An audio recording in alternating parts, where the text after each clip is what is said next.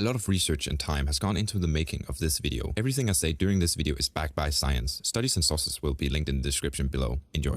I think we all know that reading is somehow good for us. Well, at least that's what our parents and teachers have taught us. So in this video, I'm going to look into what exactly are the scientific proven benefits of reading books. Did you know in one study they actually found that 88% of all the millionaires they interviewed said they read 30 minutes or more each day on self-improvement stuff? That's crazy. In the study, he indeed concluded that reading was a key factor in their success. And remember, this is just one benefit out of 7. So if you want to know the rest of them, then sit back, relax, and keep watching. Reading keeps the brain active and engaged in comprehending different words, characters, and certain scenes in a book. According to research, brain-stimulating activities like reading books and writing will preserve and improve your memory. One study discovered that people with good reading habits experienced a much slower memory loss than those who didn't read. Giving the brain a workout with a regular habit of reading will result in better brain health during older age, which we'll look into later in this video. Now, the number 2 benefit of reading is that a growing number of studies indicates that you get the chance to smash the like button, or maybe they indicate that reading improves your brain power and literally changes your mind. To stay fit and have a healthy body, you have to work out, right? Exercise keeps us healthy by making our muscles stronger. Reading is a workout for our brains, like going to the gym is a workout for our bodies. When you read, you are improving the function of your brain, or rather said, you're improving the brain's connectivity.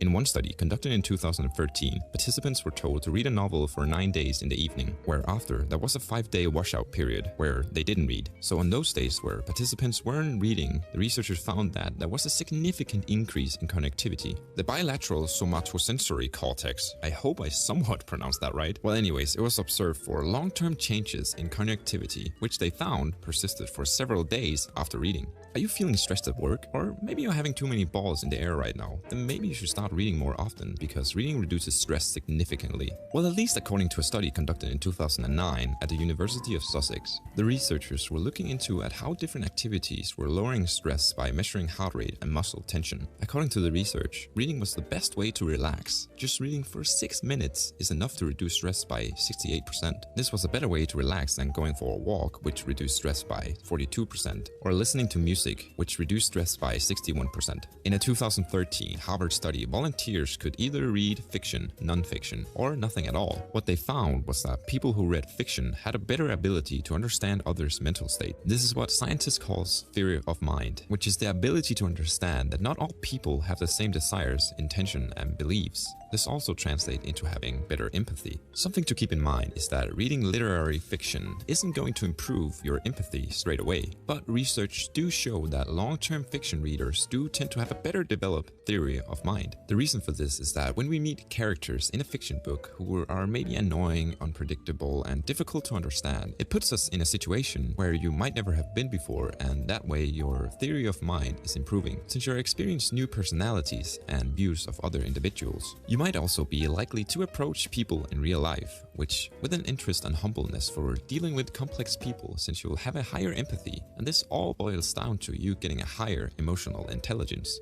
Before we had the internet, books were the ultimate source of knowledge, but yet till this day, a lot of great knowledge is still stored only in books. And there's books for everyone, including endless topics like science, self-help, history, craft, art, investing, you name it. The fact still remains till this day. The more books you read, the more information you consume, the more you will store in your brain, which translates into knowledge, and knowledge lays the foundation for wisdom. I think we can all relate to having the feeling of competition in whatever we are doing right now. We want to be the best of what we are doing, so we are trying to improve all the time by reading books and articles and watching YouTube videos, like trying to improve our craft. And reading books to better understand and improve our abilities in a certain field will for sure increase your chances to stay ahead of the competition by providing new and accurate knowledge of this subject. Let's say a person is getting a job at a sales firm, then there's this other guy that just walks in like he just wants to claim the paycheck. I think we can all agree that the guy that's reading about getting better at sales will with high likelihood outperform the other guy.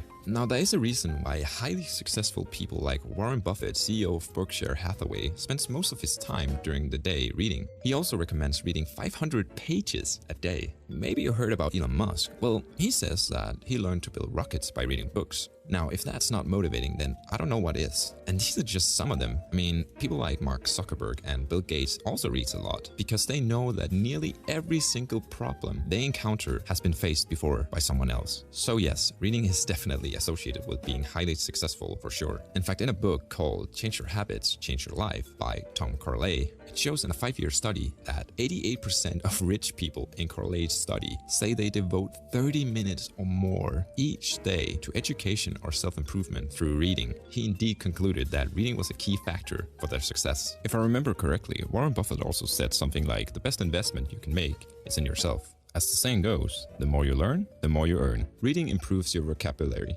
Have you ever heard about the term the Matthew effect? Well, this term refers to a biblical verse which states the following: whoever has will be giving more, and they will have an abundance. Whoever does not have, even what they have will be taken from them. Translating this to a more modern way of saying it would be something like the richer gets richer and the poor gets poor, which also is a concept that applies as much to vocabulary as it does with money.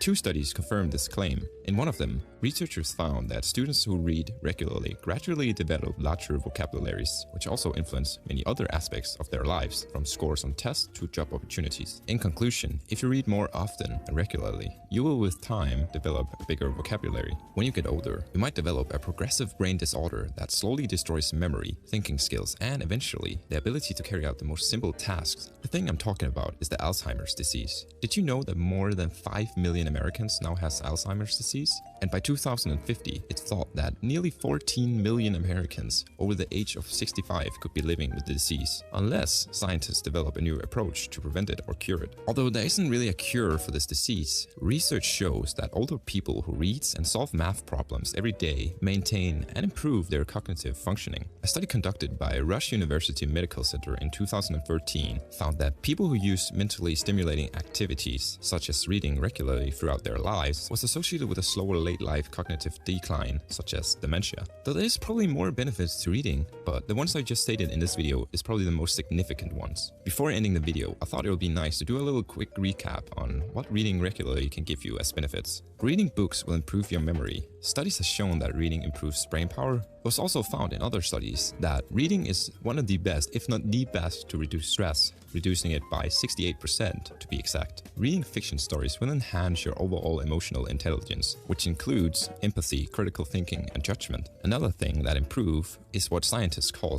theory of mind, which is the ability to understand other people's mental states, like beliefs, intents, desires, emotion, and so on. The Matthew effect is the idea that the richer gets richer and the poor gets poor, which also is a concept that applies as much to vocabulary as it does with money. This means that the more you read, the bigger and better your vocabulary will be. And lastly, in one study, researchers found that the people who read more regularly throughout their lives were associated with a slower late-life cognitive decline, such as dementia. Thank you so much for watching. I'm really proud of this video since the research gone into this has been really extensive to make sure everything I say in this video is truthful. So if you learned something useful, writing a comment or liking the video or do both is highly appreciated. And remember, if you're new here, make sure to smash that subscribe button for more informative videos. Alright, see you next time, and remember,